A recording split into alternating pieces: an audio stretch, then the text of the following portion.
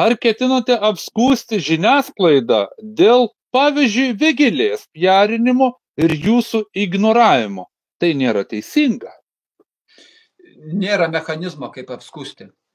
Šiuo metu esu apskundęs BNS ir 15 minučių, nes jie paėmė pinigėlius, o straipsnį po valandos interviu su manim po valandos panaikino. Tai apskundžiau vyriausiai rinkimų komisijai, o vyriausiai rinkimų komisija nusiplovė rankas, kad jinai nieko nežino ir atidavė etikos komitetui tokiam. Etikos komitetas čia neturi ką pasakyti. Nes vyriausiai rinkiminiai komisijai pasakiau, kad ir BNS ir 15 minučių pažeidė mano teisės, mane neišviešino tinkamų laikų, kai man ten tuo metu reikėjo, mano politiniai kampanijai sugadino reikalus ir taip toliau.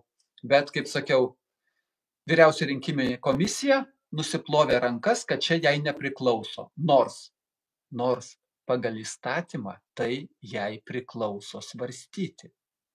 Bet jinai pasakė nepriklauso. Tai tada apskundėme vyriausios rinkimijos komisijos sprendimą Vilniaus apylinkės teismui ir teismas priėmė svarstymui. Tai berods 28 dieną turi vyriausioji rinkimų komisija, BNS, 15 minučių turi pateikti savo atsiliepimus.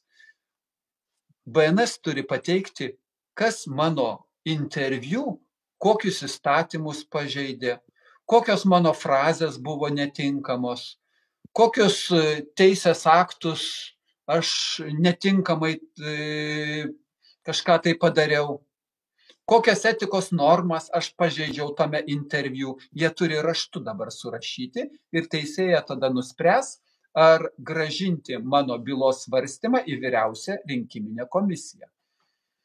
Tai procesas toks vyksta, o kitų privačios ir privačios užsienio žiniasklaidos priemonės, jos ką nori, tą spausdina, ką nori, į tą atkreipia dėmesį, o jeigu į mano mintis neatkreipia dėmesio, tai nusprendė, kad jos nereikšmingos, jos turi tokią teisę.